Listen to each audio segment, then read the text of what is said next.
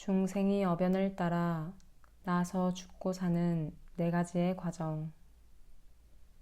부처님께서는 사람이 나서 살고 죽고 다시 태어날 때까지의 과정을 넷으로 나누어 사유법문으로 밝혀주셨습니다. 사유란 중생이 윤회하는 과정인 생유, 본유, 사유, 중유의 네 가지 변화 과정을 말합니다. 첫째, 본유란 우리가 지금 살아가고 있는 현생을 말합니다.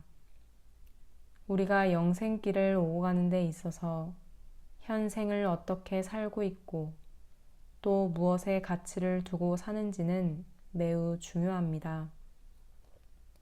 현생에 선업을 많이 쌓고 복락을 많이 장만해야 영생을 통해 진급하는 삶을 살 수가 있기 때문입니다. 그런데 부처님께서는 우리가 짓는 업 가운데 가장 큰 선업은 바로 보시라고 하셨습니다. 보시는 보통 삼종시라고 하여 법시, 제시, 무예시 이 세 가지를 가리킵니다. 이 보시 가운데에서도 제일 큰 보시는 법시입니다. 우리가 일생을 놓고 제일 보람된 일은 중생에게 부처님의 인과법문을 전하여 믿게 해주고 마음 공부의 방법을 가르쳐주며 성리를 깨닫게 해주는 일이라 할 수 있습니다. 그 다음은 제시로 글자 그대로 제물로서 보시하는 것을 말합니다. 무예시는 말 그대로 두려움을 없애주는 것입니다. 재난이나 기아, 질병, 전쟁, 폭력 등에 시달리는 모든 중생을 이러한 두려움에서 벗어나게 해주는 것을 무예시라고 합니다. 부처님을 따르면 늘 든든해서 두려움이 없습니다. 우리가 대종사님과 스승님들께 의지하고 사는 것은 그분들에게 모든 것을 바쳐도 여한이 없고 또 그분들이 하라는 대로만 하면 모든 것이 다 잘 될 것을 믿기 때문입니다. 그래서 그분들을 마음속에 모시면 어떤 두려움과 어떤 어리석음도 없는 대법력을 얻고 또 수행 정진을 계속해 나가면 최고 법의가 되는 것입니다. 세상 사람들은 돈 벌고 출세하는 일을 목표로 삼기 때문에 애써서 모은 것이 집착의 대상이 되고 평생 벌어놓은 재산이 자손에게 싸움거리를 만들어주기 일쑤입니다. 그래서 이 진리를 알고 보면 삼세의 모든 중생이 얼마나 무명업장과 고통에서 살고 있는지 알 수가 있습니다. 본유, 즉 이 현생을 살면서 또 하나 해야 할 일은 해탈입니다. 해탈은 생사가 둘이 아니고 너와 내가 둘이 아니니 번뇌망상이 끊어진 그 자리를 깨달아서 그것을 체질화하는 노력을 많이 해야 할 수 있습니다. 욕심을 내려놓고 해탈하는 욕심마저도 벗어나야 하지만 욕심 이후에 생기는 상을 벗어나야 합니다. 항상 누구와 비교해서 내가 괜찮으면 기쁘고 내가 모자라면 나쁘다고 생각하니까 사실은 내가 사는 것이 아니라 다른 사람에게 늘 조종당하며 사는 것입니다. 본성을 중심으로 해서 살면 비교하고 견주는 것에서 벗어날 수 있고 또 부처님의 법문을 많이 봉독하면 욕심이 단박해지기도 합니다. 대산종사님께서는 자성을 깨닫지 못했다 하더라도 법문을 참고하여 아, 이 자리는 이런 자리구나 하고 꾸어서라도 보라고 하셨습니다. 그걸 많이 하다 보면 자연스럽게 깨달음을 얻을 수 있습니다.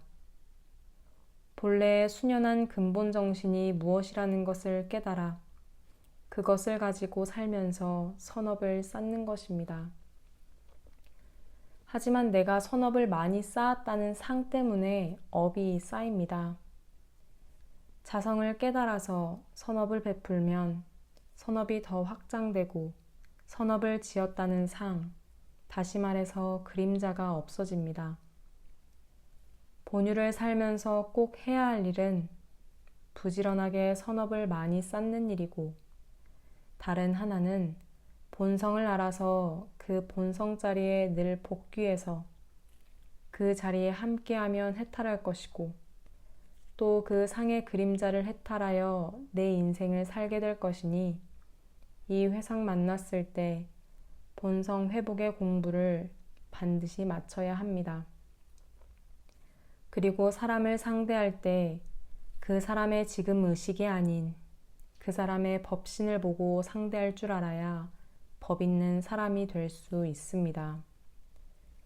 우리의 의식은 금생에 만들어진 것입니다. 그래서 그 사람이 좋고 나쁘다, 그 사람은 이렇고 저렇다 하는 그 의식을 상대하면 비위 맞추기가 힘듭니다. 하지만 그 사람 내부에 있는 법신을 거래하고 상대하면 영원한 도반이 되고 영원히 무너지지 않는 신의를 가질 수 있습니다. 그래서 항상 본성을 알아서 법신을 상대할 줄 아는 본유를 사는 것이 중요합니다. 둘째, 사유란 중생이 살다가 죽어서 가게 되는 세상입니다. 이 세상 사람들은 사람이 죽으면 죽어서 없어졌다고 하지만 사실은 영혼이 남아 있습니다. 그런데 그 영혼은 금생에 이씨이거나 박씨이거나 했지만 다음 생에는 어떤 성씨로 태어날지 알 수가 없습니다. 그래서 죽을 때 가장 중요한 것은 자성의 본래 면목을 잘 회복하고 그 심정으로 사유를 맞이하는 일입니다. 대종사님께서는 온전한 생각으로 그치라고 하셨습니다. 특별한 서원을 세울 것도 없이 그냥 온전한 생각으로 그치라는 것입니다. 그러므로 본유에 머물러 있을 때 반드시 성리를 알아서 온전한 공부를 끝마쳐야 온전해지지, 그렇지 않으면 온전해지기가 쉽지 않습니다. 사유에 들면 정신을 수습해서 한 마음으로 통일하는 것이 가장 중요합니다. 셋째 중유란 전생도 아니고 내생도 아닌 중음의 세계에 머물러 있는 것입니다.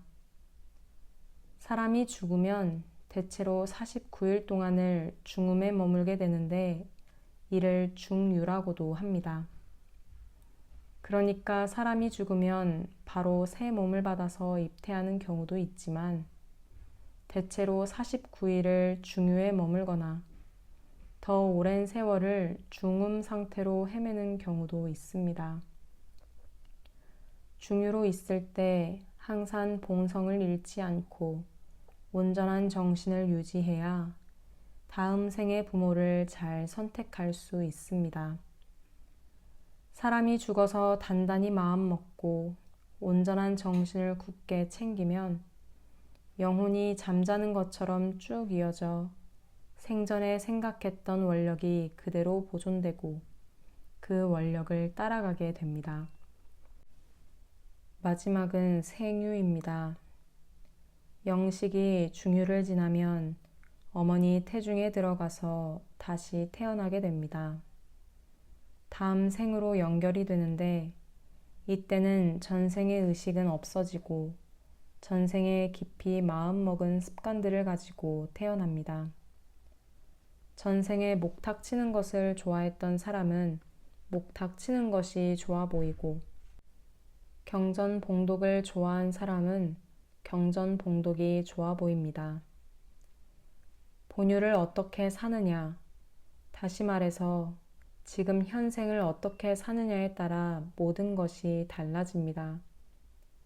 세상 사람들은 선업을 많이 지은 것이 업장이 될 수도 있습니다. 자성의 원리를 깨닫고 선업을 짓더라도 본래 자성자리, 즉 온전한 정신에 공을 들여서 해탈하는 것이 중요합니다. 대종사님께서 온전한 생각으로 그치라 하셨으니 생사가 끊어진 본래 그 자리에 머물면서 서원일념, 청정일념을 굳게 챙겨야 합니다. 들으신 법문 마음에 새기며 잠시 묵상합니다.